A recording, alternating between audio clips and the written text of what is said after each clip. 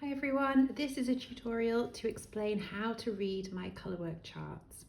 As you can see, I've got a design that I'm working on at the moment, and I've printed off the chart that I'm reading to explain to you how to read the chart and how it corresponds with your knitting.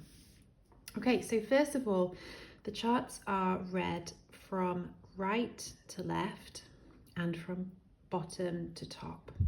Now, when you first start reading charts, that does take a little bit of getting used to, but I think it is helpful to just remember you're just working in the same direction as you're working your knitting.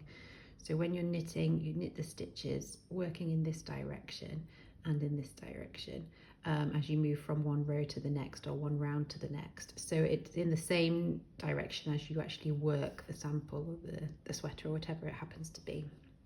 Now, somewhere near each of my charts, you will find a key that will look something like this. And the key just explains what is going on in the chart. So here, if you have a white square, that means you knit it with your main color. If you have a dark gray square, it means you knit it with your contrast color. And here are what your increases will look like. So here are your left lifted increases.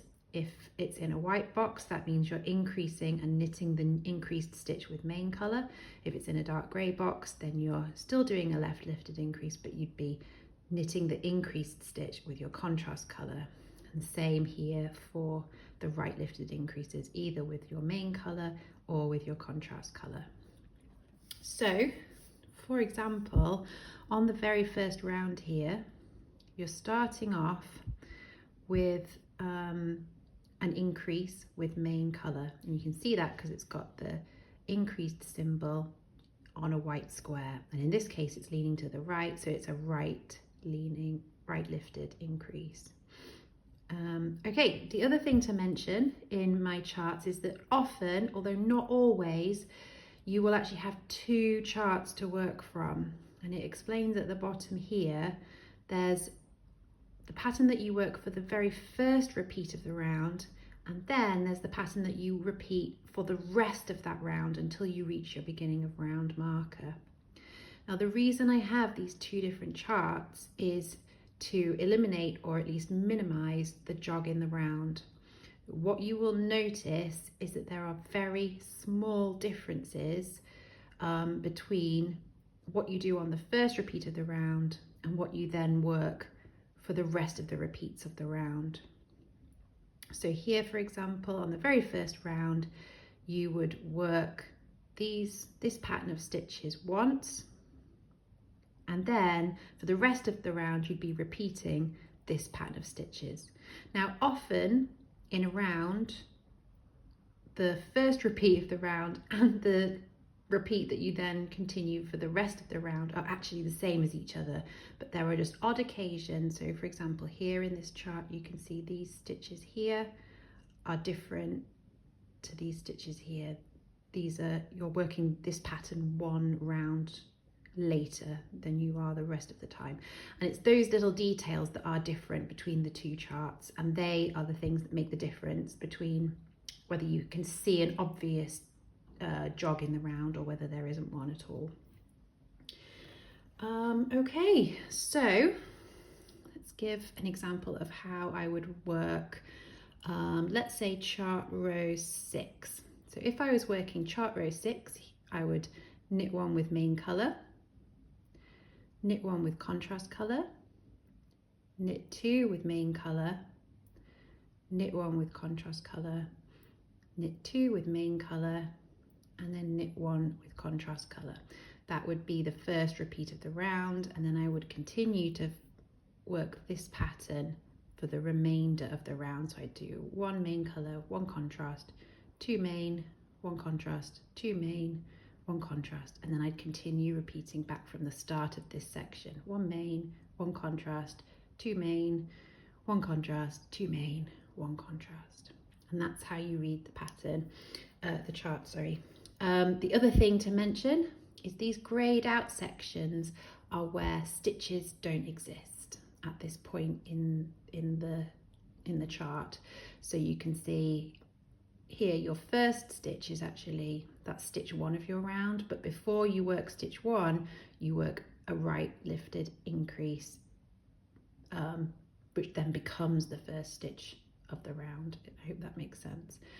So as in the example where I gave, for example, chart row 6, you work your main colour and then you just ignore those bits, because those sections are to show where you're going to increase later, but you haven't increased yet, so there's no stitches there yet. Okay, so I'll just show you how I follow the charts, how I work my knitting.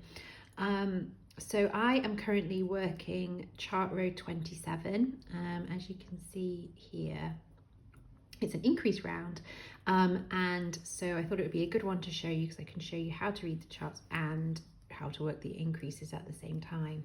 So I'm partway through the round, so I've already worked my first repeat of the round once, and now I'm repeating this second section as many times as I need to until I reach the beginning of round marker again.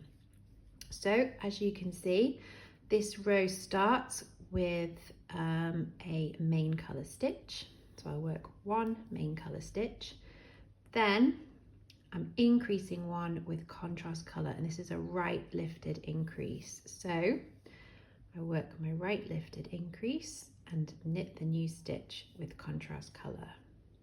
Then I've got 1, 2, 3 stitches of main colour. 1, 2, 3. Okay, 3 stitches of main colour. Then 1 stitch of contrast colour, another 3 stitches of main colour.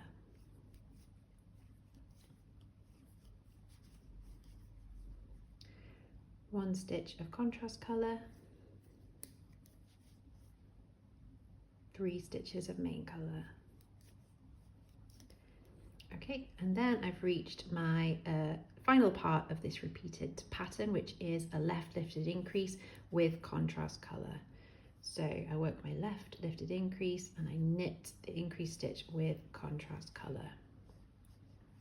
Okay, I've repeated that pattern once. When I get to the end, I go back to here and I keep repeating that pattern. So I'm back to main colour, 1 stitch, a right lifted increase with contrast colour, 3 stitches of main colour, and so on.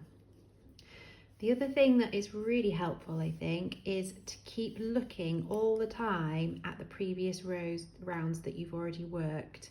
So here, for example, I know that I'm knitting 3 stitches of main colour, and underneath I should be able to see this pattern. And so long as I can see that pattern, I know that those 3 stitches of main colour are lining up correctly.